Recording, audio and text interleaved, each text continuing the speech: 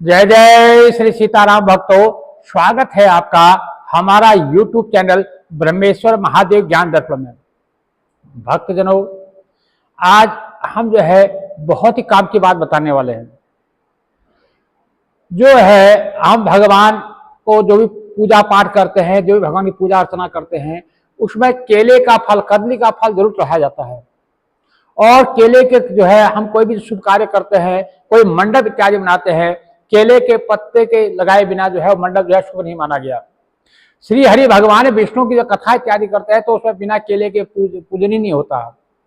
तो ऐसा क्या कारण हुआ, ये सारी जानकारी, इस केले का क्या महत्व है, ये सारी जानकारी हम देने वाले हैं। भक्तजनों, यदि अभी तक आपने हमारे इस चैनल को सब्सक्राइब नहीं किया तो सब्सक्राइब कर लीजिएगा, और वीडियो आपको अच्छी लगती है तो इसको लाइक जरूर कीजिए और ज्यादा से ज्यादा लोगों तक इसको शेयर जरूर कीजिएगा। भक्तजनों, जो इसकी जो कथा है उस प्रकार से आती है, जो हमने संतों के मुंह से सुनी है, जो पुराणों से हमें ज्ञात हुआ है कि एक बार जो है दुर्वासा ऋषि, जो अत्रि मुनि माता अनुसुईया के जो पुत्र है दुर्वासा ऋषि, जो बहुत क्रोधी स्वभाव के थे, वो जो है एक बार हिमालय पर्वत के ऊपर जो है तपस्या कर रहे थे। जब वो तपस्या कर रहे थे तो तपस्या में मग्न थे, उसी समय एक जो यक्ष था वो जो है अपनी किसी अप्सरा के साथ जो है वहां पर विहार कर रहा था, और विहार करते करते नाचते गाते वो जो है वहां पर जो है अपनी रति क्रीड़ा करने लगे। जब दोनों का मिलन हुआ तो उनके जो है उस समय जो है भगवान, जो दुर्वासा ऋषि थे, उनकी जो है तपस्या भंग हो गई।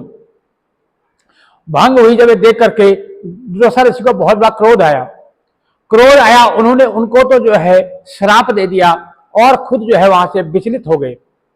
और जब वो ध्यान में बैठे, जब भी वो ध्यान में, जब तपस्या में बैठते, उनको जो है वो यक्ष और वो अप्सरा उनको दिखाई देने लगी। अब इस प्रकार से देखने उनका मन बहुत विचलित हुआ। अब दुर्वासा जैसे ऋषि एकदम क्रोधी स्वभाव, अब वहां से वो उठे। अब मन में ठान लिया कि अब जो है मैं भी जो है पाणिग्रह करूंगा, यानी कि मैं भी जो है अपना गृहस्थ धर्म निभाऊंगा। ऐसा सोच करके वो किसी कन्या के खोज में वहां से निकल पड़े। जब वहां से गए तो उन्होंने एक ऋषि का आश्रम देखा। वहां पर एक ऋषि कन्या थी जो अति सुंदर थी, मधुर उसकी वाणी थी, वो वहां पर जो है कीर्तन गायन कर रही थी। उसको देखा, उसको देख करके, उसके भजन सुन करके दुर्वासा ऋषि अति मोहित हो गए। तो जब वो मोहित हुए तो उन जो कन्या के जो पिताजी थे ऋषि महाराज, उनके पास वो पहुंचे। उनसे उन्होंने विनय करी कि हे भगवान, मैं जो है आपकी कन्या के साथ जो है विवाह करना चाहता हूं। अब वो ऋषि बहुत सहम गए, क्योंकि सब कोई जानते हैं दुर्वासा ऋषि का जो क्रोध है वो हमेशा नाक पे चढ़ा रहता है।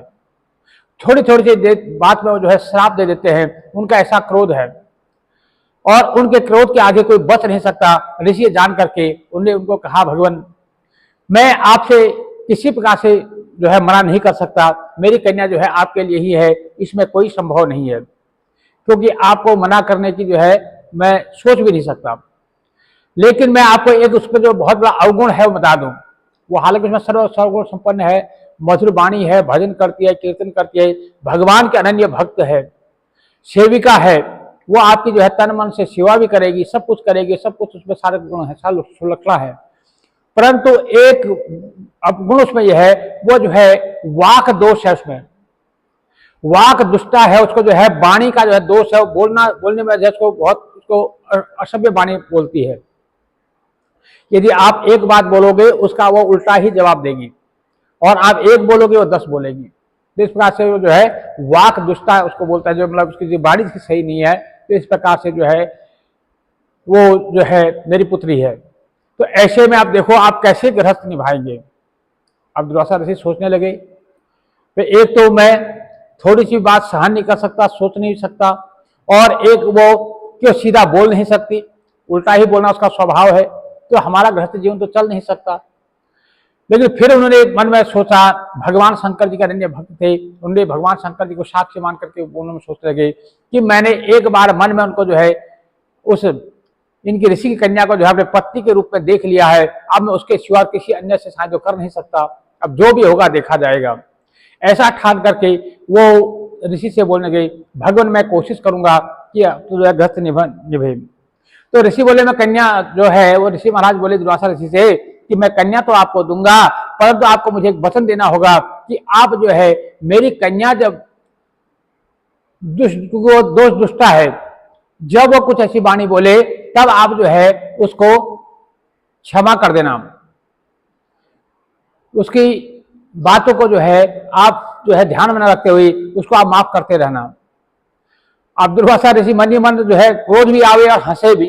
अब कहें मैं इतना क्रोधी और मैं अब कैसे इसको सहन करूंगा। फिर भी उन्होंने कहा देखो कोशिश करूंगा, मैं आपको वचन देता हूं, मैं इसके 100 अपराध तक इसको क्षमा करूंगा, उसके बाद क्या होगा ये मैं कुछ नहीं जान सकता।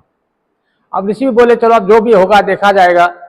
तो उन्होंने जो है अपनी कन्या का जो है दुर्वासा ऋषि के साथ विवाह कर दिया। इस प्रकार से दुर्वासा ऋषि उनको लेके अपने घर पे आए। अभी घर पे पहुंचे ही थे। अब बात बात पर उनका जो है जैसे कुछ पूछते वो आगे से उल्टा जवाब देती, वो एक पूछते वो 10 बोलती। तो इस प्रकार से होते होते कुछ ही देर में जो है उसके जो है 96 अपराध पूरे हो गए। 96 अपराध जब हुए, दुर्वासा ऋषि को जब बार बार क्रोध आए, अब करे तो क्या करे, अभी स्त्री का सुख भोगा नहीं, स्त्री को छुआ तक नहीं, पत्नी क्या होती है इसका कोई वो भी नहीं, और अभी जो है इसके 95-96 जो है इसके अपराध हो चुके हैं। अब मैं क्या करूंगा, अपने क्रोध जो है उनका बस में नहीं है।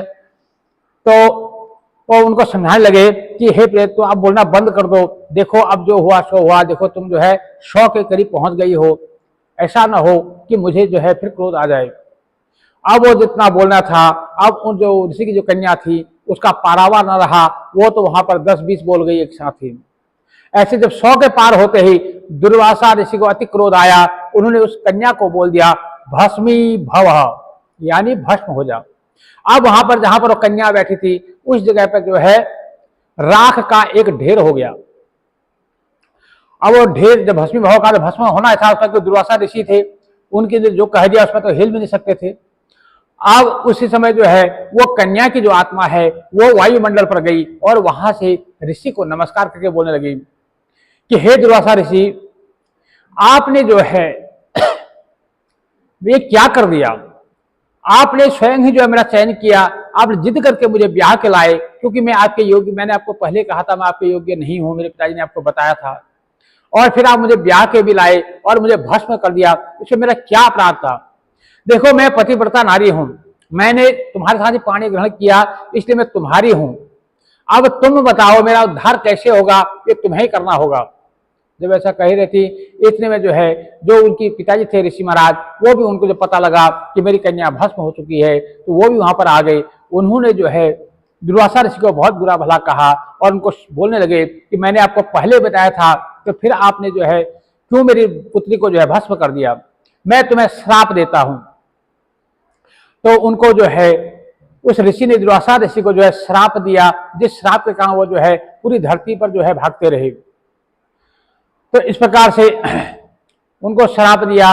अब उस कन्या के बारे में कहने लगे, अब वो कन्या फिर कहने लगी कि हे पतिदेव, अब बताओ, आप तो ब्रह्म ऋषि हैं, आप शिव के समान जो है वो तपस्वी हैं, आप बताओ मेरा कल्याण कैसे होगा, आप मेरे उद्धार का मार्ग बताओ। तब जाकर के दुर्वासा ने ऋषि ने कहा कि अब जो है तुम जो है, तुमको मैं एक नया नाम देता हूं, तुम जो है कदली नाम से जानी जाओगी। कदली, तो जहां पर राख का ढेर था वहां पर एक सुंदर जो है केले का वृक्ष, जिसको संस्कृत में कदली कहा जाता है, तो उस कदली के वृक्ष के रूप में वो वहां पे उत्पन्न हो गई। और वहां पे जो है अब उन्होंने दुर्वासा ऋषि उस कन्या से कहने लगे कि हे प्रिय, देखो मैंने तुमसे पानी ग्रहण किया, तुम मेरी धर्मपत्नी हो, इसलिए मैं तुम्हें जो है ये वचन देता हूं कि अब जो भी पूजा अनुष्ठान होगा वहां प्रसाद में हमेशा तुम्हारा जो है केले के फल, जो कदली का फल होगा उसी का प्रसाद बटा जाएगा।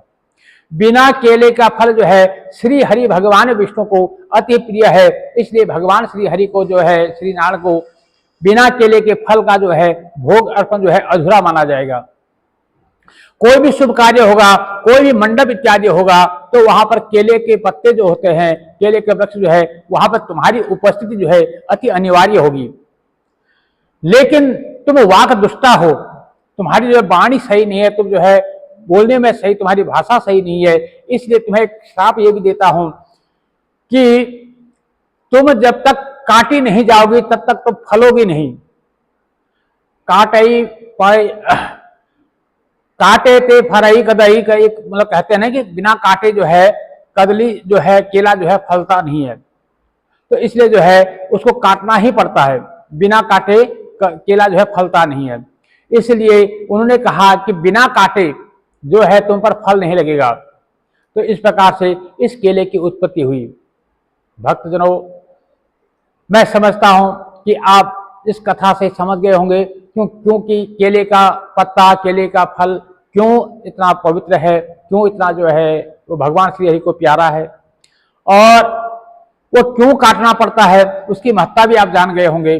भक्तों, यदि कथा आपको अच्छी लगी है तो आप इस वीडियो को लाइक कीजिए, ज्यादा से ज्यादा लोगों को शेयर कीजिए।